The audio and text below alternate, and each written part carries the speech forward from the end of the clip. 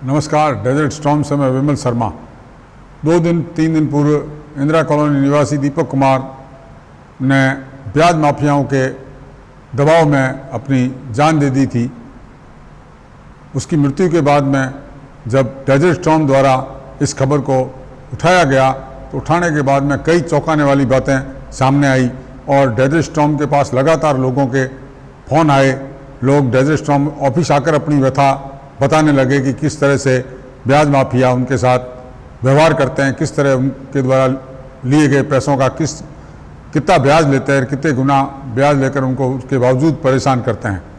ऐसे कई मामले डेजर्ट स्टॉर्म के पास आए।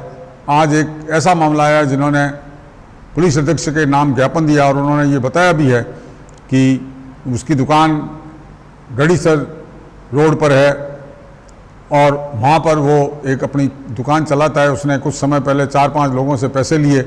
उन पैसों के बदले में वो 5 से 10%, 20% ब्याज देता था और पैसा 4 से 5 गुना पैसा वो ले चुके हैं। उसके बावजूद भी वो उसको परेशान कर रहे हैं।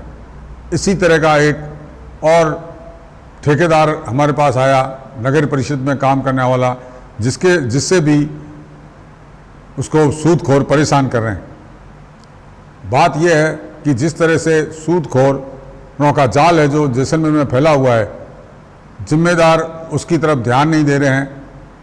जैसलमेर में इन सूदखोरों के लिए कठोर कार्रवाई करने के लिए किस तरह से वे अवैध रूप से फाइनेंस कंपनियां चला रहे हैं, किस तरह से अवैध रूप से वो ब्याज का काम कर रहे हैं, इस पर न तो इनकम टैक्स नज़र रख रहा है, न ही इस पर अन्य विभाग जो पुलिस को भी इस और ध्यान रखना चाहिए, वो भी उस तरह पूरी तरह ध्यान नहीं दे पा रही है।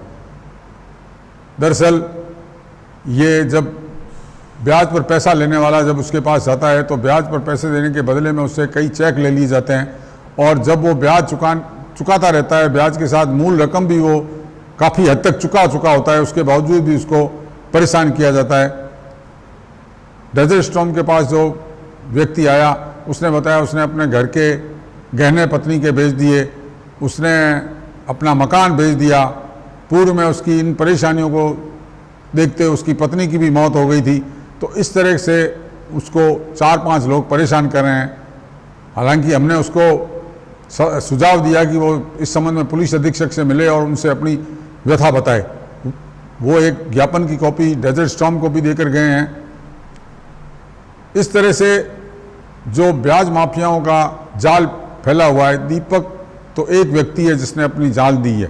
कई ऐसे लोग हैं जो अपनी जान दे चुके हैं और कई लोग ऐसे हैं जो अगर यही रवैया रहा तो जान और लोग भी दे सकते हैं, लोग आत्महत्या कर सकते हैं। इस तरह की लोगों की जो हमारे पास फ़ोन आ रहे हैं, जो डर के मारे इन सूदखोरों के, ब्याज माफियाओं के डर के मारे में अपना नाम उजागर नहीं करवाना चाहते, कैमरे के सामने नहीं आना चाहते, मगर वे इन लोगों से पीड़ित है। इस संबंध में पुलिस अधीक्षक महोदय से भी बात हुई थी, वो भी पूरी पड़ताल कर रहे हैं और पुलिस विभाग भी पूरी तरह से ब्याज माफियाओं की पूरी नज़र रखकर इनको किस तरह से इनके खिलाफ कार्रवाई की जाए उस पर भी पूरी तरह से लगा हुआ है।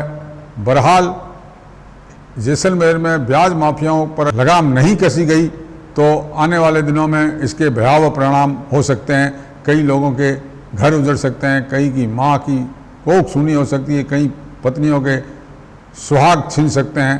तो हम सबको सतर्क रहकर इस ब्याज माफियाओं से लोगों को मुक्ति दिलाई, लोगों को निजात दिलाई जाए और प्रशासन इस पर पूरी तरह से ध्यान रखे।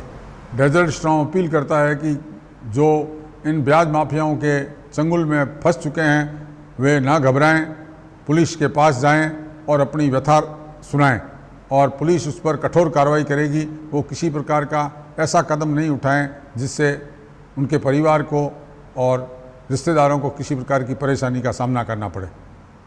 धन्यवाद। डेजर्ट स्टॉर्म के लिए अब तक के लिए इतना ही।